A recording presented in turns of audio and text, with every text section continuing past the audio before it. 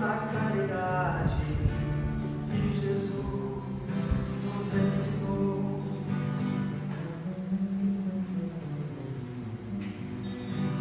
Todo aquele que põe em prática os ensinamentos de Jesus, o fardo se torna leve e a vida mais alegre.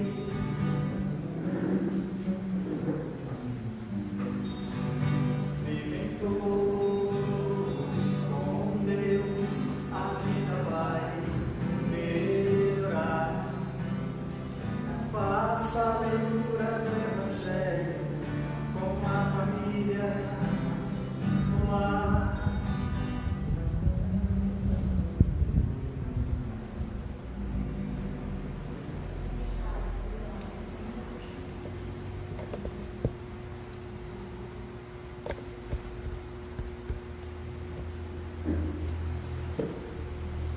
Meus irmãos em Jesus, que Deus nos abençoe, encarnados e desencarnados. Vamos comentar do Evangelho, na introdução do Evangelho, item 2, a autoridade da doutrina espírita, controle universal dos ensinos dos espíritos. A exemplo de um general que convoca seu exército para a batalha, o Senhor convocou os espíritos, que são as virtudes do céu, que desceram como estrela cadente a iluminar a estrada e a abrir os olhos dos cegos. Então, meus irmãos, esta doutrina é dos espíritos, e o Evangelho vem nos falar das leis morais universais. É para o universo as leis morais, independente do culto a que pertença. Quais são essas leis morais? É simplesmente resumir naqueles 2 mandamentos, a qual Jesus resumiu dos 10 de Moisés: amar a Deus sobre todas as coisas e o próximo como a ti mesmo. Então, tudo que nós formos fazermos, nós temos que analisar no crivo da razão, vermos se aquilo é bom para nós, que nós estamos oferecendo ao próximo. E tudo que nós oferecermos ao próximo, assim nos fala as obras, nos fala o Evangelho, essa bússola a qual nós todos devemos fazer uso todos os dias, nós estamos oferecendo a Deus. Então, se nós analisarmos os nossos pensamentos diários, as nossas atitudes, nós não estamos oferecendo boas coisas àquele que nos deu a vida, porque a todo momento nós estamos adulterando. Adultério não é só a traição conjugal, adultério é tudo aquilo que contradiz os ensinamentos de Jesus. Nós estamos desejando mal ao próximo através de pensamento, estamos desejando tudo que o próximo tem, o emprego, então estamos adulterando. Então, se são leis morais universais, não vai adiantar nada nós sairmos deste mundo de provas e expiações, deixar esse corpo, sendo que nós não crescemos moralmente. Porque há muitas moradas na casa do Pai, assim nos fala o Evangelho no capítulo 3. Diferentes moradas, mundos superiores, inferiores, mundo de provas e expiações. Então nós devemos trabalhar em nós para que nós possamos usufruir dessas moradas da casa do Pai. Porque quando o nosso pai biológico tem algo, alguns bens materiais, automaticamente o que acontece? Nós vai ser nosso também, ou é nosso também, não é isso? Então, se o universo é a morada do Pai, quer dizer que o universo nos pertence. Mas isso tem um valor para que nós possamos usufruir dessas moradas, a nossa melhora moral. Então nós devemos trabalhar para extirpar dos nossos corações orgulho e egoísmo. O orgulho e egoísmo é o causador de todas as tragédias da terra. E nós, por alimentarmos este orgulho e esse egoísmo, nós vamos ficar restritos nesse planeta Terra. A Gênesis nos fala que o planeta Terra é insignificante diante do universo. É um planeta insignificante porque, pelo tamanho dos outros planetas, pela evolução dos outros planetas, e o que acontece? Porque nós não buscamos esta melhora moral. Nós desencarnamos, alguns anos depois reencarnamos neste mundo de provas e expiações, e vamos ficar aqui nos arrastando séculos e séculos, até que venha vencer a etapa da Terra, porque tudo tem o seu tempo, tudo acaba fisicamente. Como usando os animais pré-históricos, o tempo deles na Terra extinguiu. Vai haver também uma época que a Terra, o ciclo da Terra vai acabar. Mas isso é milhões e milhões de anos. Mas muitos podem estar pensando, não, mas daqui milhões e milhões de anos já evoluí. Olha só, Emmanuel nos traz, na psicografia de Chico, aquele livro chamado A Caminho da Luz. E lá ele nos afirma que existe muito exilados de capela entre nós ainda. Quando foi que os exilados de capela teve aqui? Muitos anos antes do Cristo. Qual a marca que os exilados de capela nos deixou? As pirâmides do Egito. Ninguém sabe como explicar como foi construída aquelas pirâmides. Pedras de 60 toneladas, uma em cima da outra, com aquela perfeição. Quer dizer, ali está a marca deixada pelos exilados de capela. Então o Evangelho nos fala que extinguir o tempo da terra, se aqueles espíritos que não evoluíram, que não cresceu moralmente, eles vão ser enviados para mundos primitivos. E aí vai ter aquela dificuldade, porque nós estamos aqui acostumados com o quê? Com a ciência evoluidíssima. Nós podemos, através do telefone, conversar com quem nós queremos, vendo a pessoa. Quer dizer, lá nos mundos primitivos, nós vamos ter que descobrir o fogo através da pedra, como aconteceu na nossa história, né? A época da pedra. Então, tirava fogo esfregando madeira em madeira, faísca de pedra. Assim nos fala Miramês nas suas obras, que muitos cientistas que fizeram mau uso do seu conhecimento reencarnaram entre os primatas, entre os indígenas.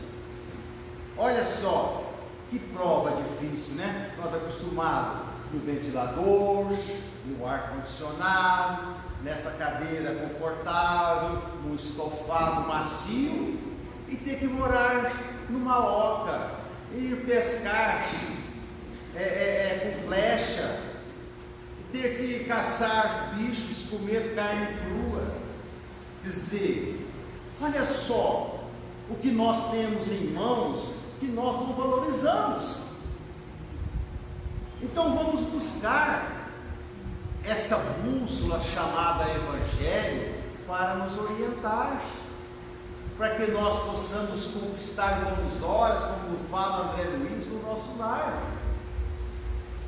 e que possamos usufruir dessas muitas moradas na casa do Pai, percorrer esse universo, porque Deus nos criou para sermos felizes. A felicidade foi feita para nós, e vamos dizer assim que nós ficamos restritos nesse porão. A terra é como se fosse um porão de uma mansão, né? Ficamos restritos nesse porão por orgulho, por vaidade, por egoísmo. Olha só o quanto o universo é grande. Quer dizer, André Luiz nos fala no livro Obreiros da Vida Eterna, a biografia de Chico, que existe muito mais planetas habitados do que grãos de areia no oceano. E aí nós pegamos a Gênesis de Kardec vem nos falar que a nossa nebulosa, ou a nossa Via Láctea, tem 30 milhões de sóis. Cada sol gira, tem 20 planetas que giram em torno dele, e todos os planetas habitados. Então só a nossa Via Láctea, ou a nossa nebulosa, tem 600 milhões de planetas habitados. Sabe aquela música que diz assim: como é grande és tu, Senhor, como é grande o Pai, como esse Pai é maravilhoso, que nos criou para sermos felizes, que nos criou para usufruirmos desse universo que tem muitos planetas habitados.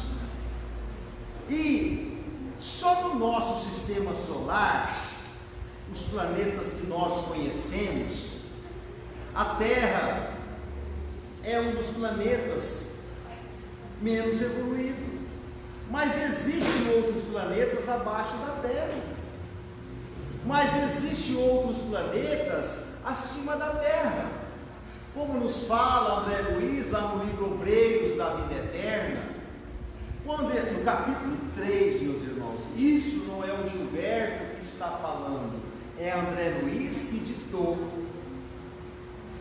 a Chico. Dizer, ele chegou num departamento lá, numa cidade no mundo espiritual, então ele ficou encantado com a evolução do Asclepio. Então o André Luiz começou a perguntar pelo responsável daquela colônia, lá daquela cidade. Ele não tem mais necessidade de reencarnar? Ele diz: tem. Ele é o espírito mais evoluído? Não, não é os mais evoluídos, dizer, os espíritos puros, né? Não. Mas por que ele tem necessidade de reencarnar? Aí ele o responsável pelaquela colônia, não sei se é o Alexandre, responde a ele reencarna em missão de grande benemerência, em grandes missões, tipo Chico Xavier. Aí André Luiz, sendo repórter do mundo espiritual, indagou a ele: mas de quanto em quanto tempo o espírito dessa evolução demora para reencarnar? Aí o responsável disse: ele reencarna num período de 5 a 8 séculos. Então, dizer, não é o Gilberto que está falando, está no livro Obreiros da Vida Eterna. Mas por que ele reencarna em grandes missões? Porque ele almeja ainda em Saturno e Júpiter, que são os planetas mais evoluídos do sistema solar. Então o que nós aqui encarnados preocupamos? Em evoluir, crescer materialmente, né? Nós trabalhamos naquela gana de aumentar o patrimônio, até parece que nós vamos levar alguma coisa com a gente, e esquecemos do principal, dizer, quando o Evangelho nos fala, através dos Espíritos, sobre a egídia de Jesus, sobre o comando de Jesus, lá no capítulo 16, servir a Deus a Mamon, salvação dos ricos, aonde Jesus disse, é mais fácil um camelo passar no buraco de uma agulha que um rico adentrar no reino dos céus. Quer dizer, difícil. Jesus não condena a riqueza, ele condena a riqueza mal adquirida. Quer dizer, então nós não devemos também querermos ignorar a matéria, o corpo, e viver só a vida do Espírito. Se nós começarmos a vivenciar só espiritualmente, nós vamos servir de estorvo na vida de alguém, porque nós dependemos de comer, beber e vestir. Quer dizer, tem que ter o equilíbrio. Quer dizer, Chico trabalhou no Ministério da Agricultura. À noite, ele trabalhava, ele ganhava o quê? O pão da alma. Durante o dia, o pão material. Então, embasado na vida de Chico, nós podemos ter um parâmetro. Mas por que nós focamos só no material? Tudo vai ficar para trás. Nada nos pertence, nem o nosso corpo. Então, não fizemos por merecer, vamos ficar aqui, preso aos nossos antigos patrimônios. Sendo que nós temos muitas moradas do Pai, para que nós possamos usufruir. A Gênesis nos fala, olha só como Deus é sábio. A Gênesis nos afirma que há 25 léguas abaixo, se nós furarmos, 25 léguas, cada légua tem 6.600 quilômetros. Se nós multiplicarmos isso, 25 léguas, vai dar 165 quilômetros. E 165 quilômetros dá 165 mil metros. Se nós descermos a 165 mil metros, a Terra ainda está em fusão. Cada 30 metros que descemos, a Terra aquece 1 grau. E nós vivemos nessa briga louca por causa do patrimônio material. E vamos, como essa terra está em efusão, a 165 quilômetros para baixo, ou para o centro da terra, pode, sob o comando de Deus, estourar um vulcão em algum lugar, como tem no Equador, como tem o Vesúvio na Itália. A Gênesis nos fala que a terra não se restringe apenas nesses vulcões, a qual nós estamos sabendo não sobre a terra. Existem muitos vulcões nas profundezas do oceano. É porque de vez em quando, por isso que de vez em quando surgem algumas ilhotas do oceano. Quer dizer, por que existem esses vulcões? Quer dizer, nós achamos que é um malefício, e não é malefício, é um benefício, é uma válvula de escape para que a terra não venha se explodir. Olha só, que bênção, como é grande és tu, Senhor. Então, meus irmãos, o Evangelho vem nos falar das leis morais universais. Nós devemos, nós espíritas, usar essas leis morais todos os dias para nos instruir. Não adianta nós deixarmos de sermos espíritas para sermos evangélico, protestante, para sermos católico, para sermos umbandista, muçulmano. São leis morais universais. Se nós deixarmos a doutrina espírita e formos para um outro culto, que venha passar a mão na nossa cabeça e não mostrar o nosso lado errado, nós vamos enganar a nós mesmos. É simplesmente isso. Por que nós então não começamos, nós espíritas, fazer o uso do Evangelho todos os dias, pela manhã? Vamos sair? Vamos fazer o uso dessa bússola, onde tem contido as leis morais, para nos orientar. Vamos adormecer? Vamos fazer uso dessa bússola.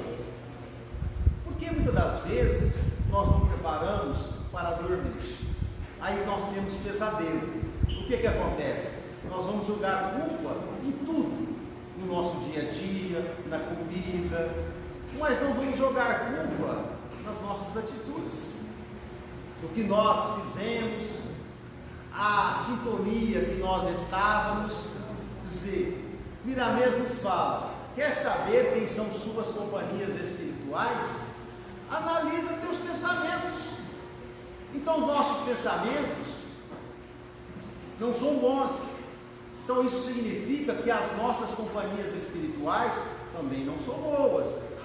E só que depois que nós adormecemos, o nosso espírito desprende.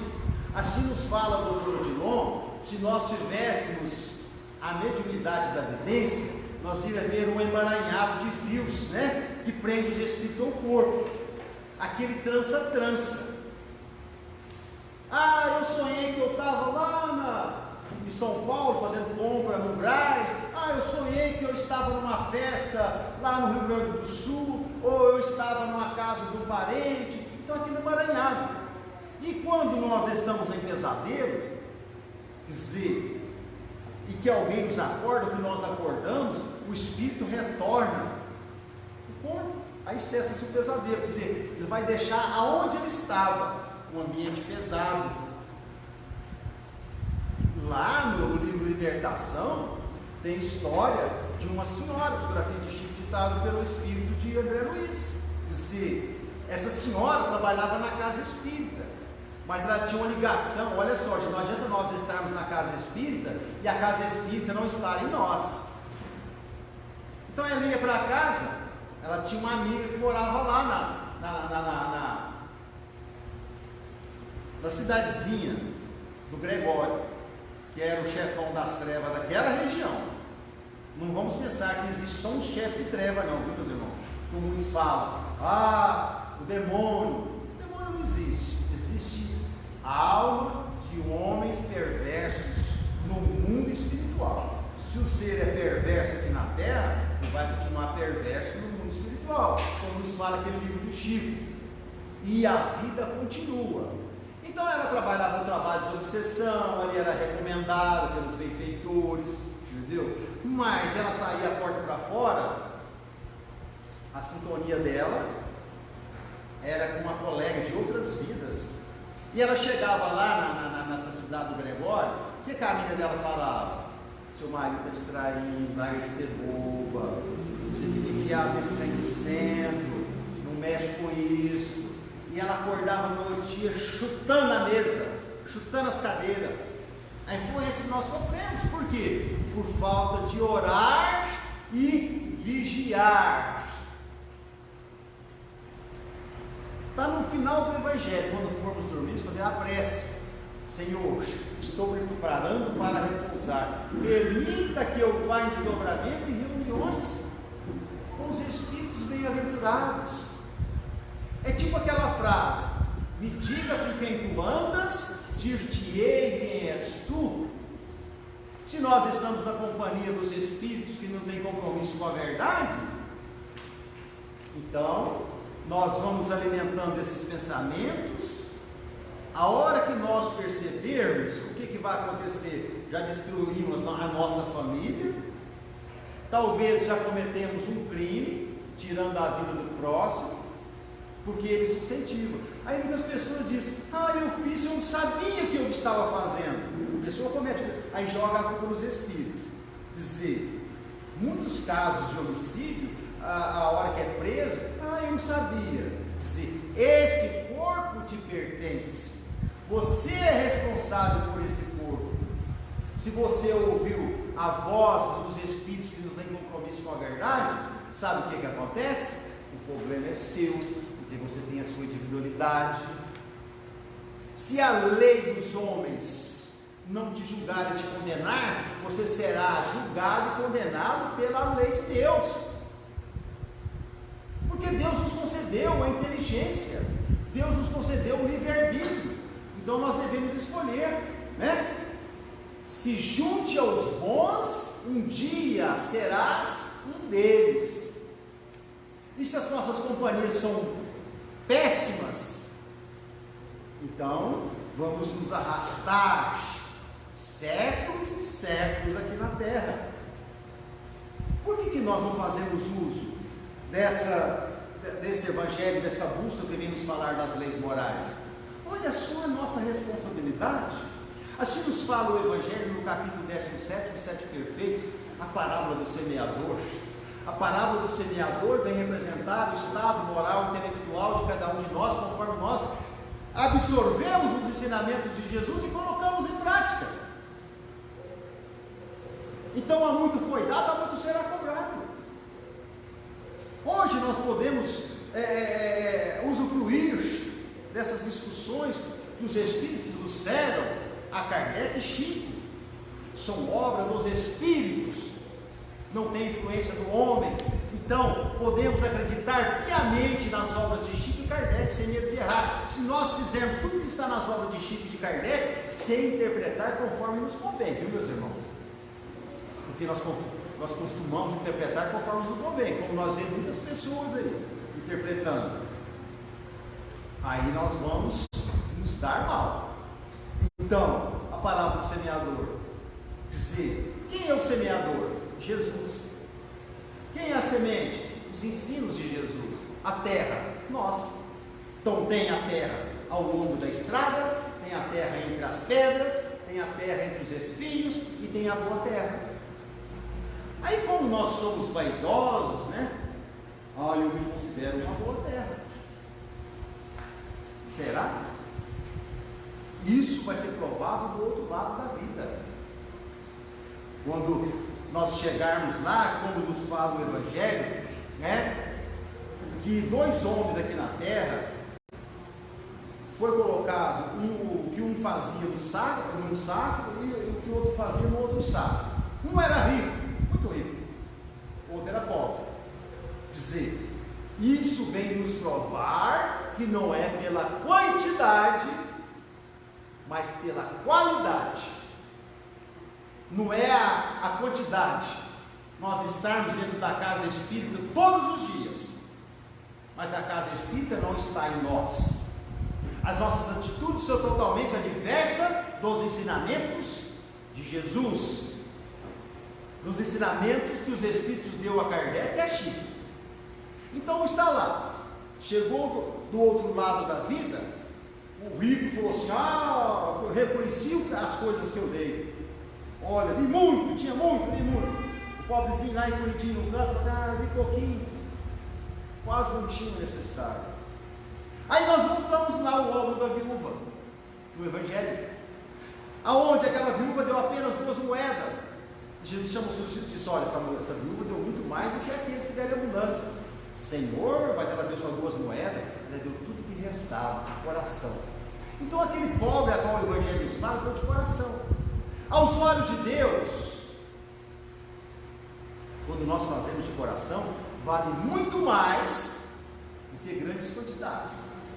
Aí, para provar isso, o responsável daquela colônia não recebeu o pobre e o rico, colocou aquele saco cheio no prato da balança, e colocou aquele saco com diminutas doações no outro prato. O que aconteceu?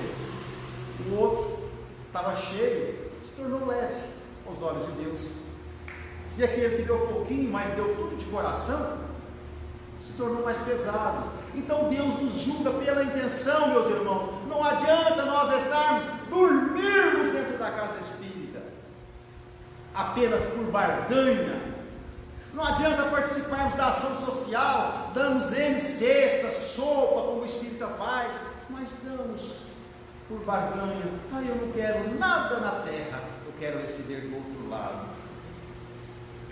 Deus não barganha nada.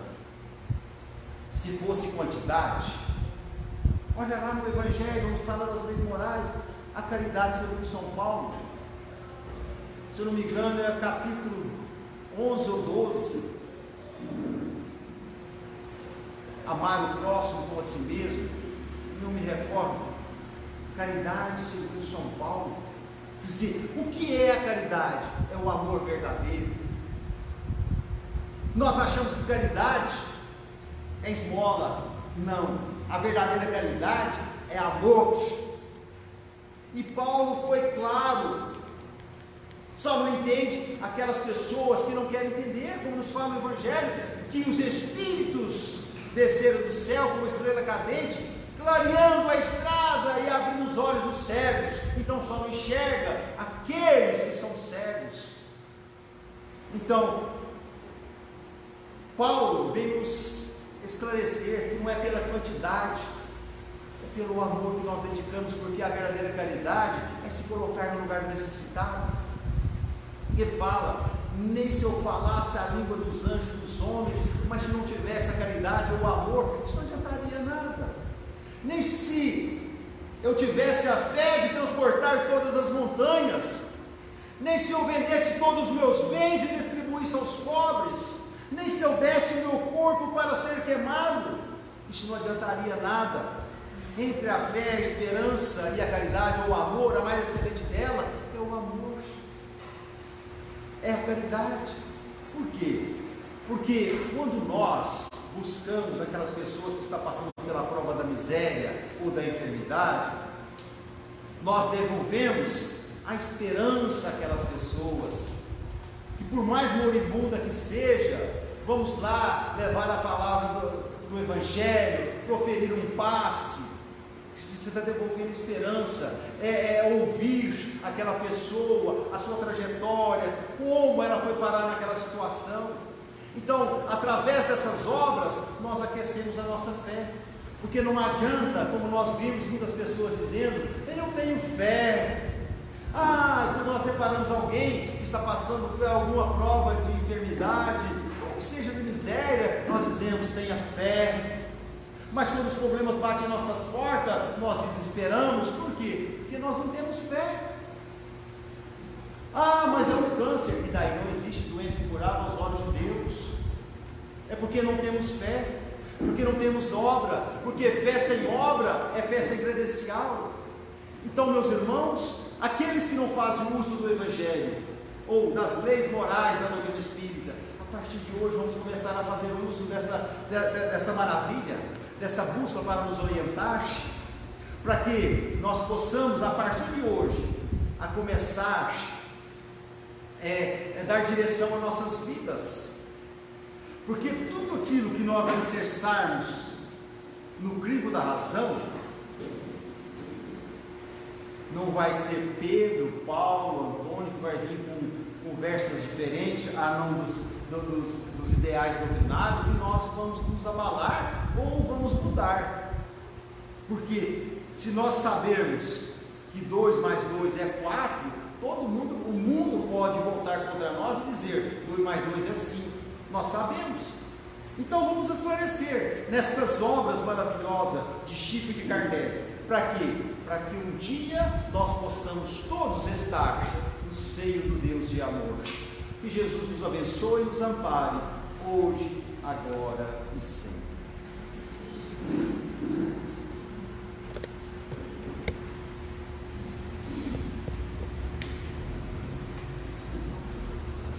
Gostaria mais uma vez de estar agradecendo ao nosso irmão Gilberto pela luta organizada. Nós sabemos que a doutrina espírita nasceu na luz do amor, na fé em Deus. E nós estamos numa casa do caminho. Temos que ajoelhar e agradecer a Deus pela luta organizada. E ao longo do caminho essas casas se multiplicou na fé, na esperança e no amor. Jesus Cristo veio para a escola da terra com o objetivo de nos ensinar a amar. Nós estamos aqui para aprender a amar. E o Espiritismo veio divulgar os ensinamentos de Jesus.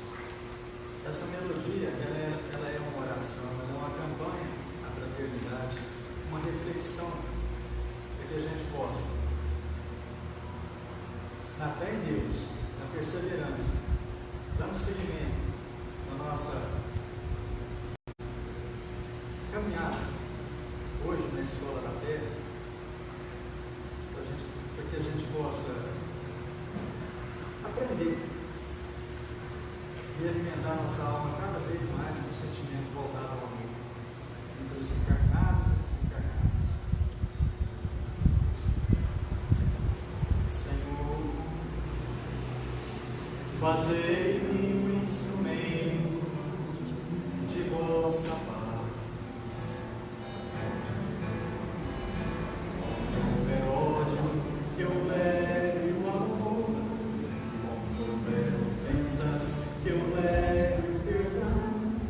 Onde houver discórdia, que eu leve a união. Onde houver dúvidas, que eu leve a fé. Onde houver erros, que eu leve a verdade. Onde houver desespero, que eu leve a esperança. Onde houver tristeza, que eu leve alegria. Onde houver trevas, que eu leve a luz. Ó Mestre, fazer que eu procure mais consolar e ser consolado, compreender e ser compreendido, amar e ser amado, perseverando e se recebe, perdoando e se perdoado, e morrendo que se vive para a vida eterna.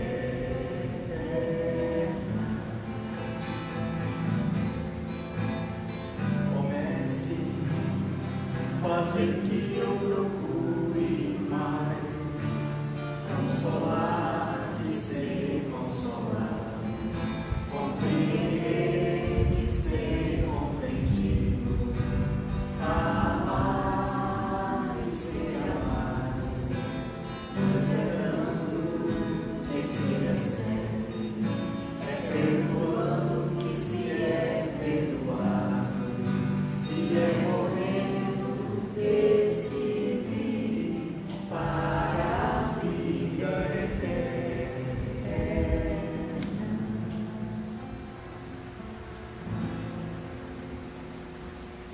Gratidão.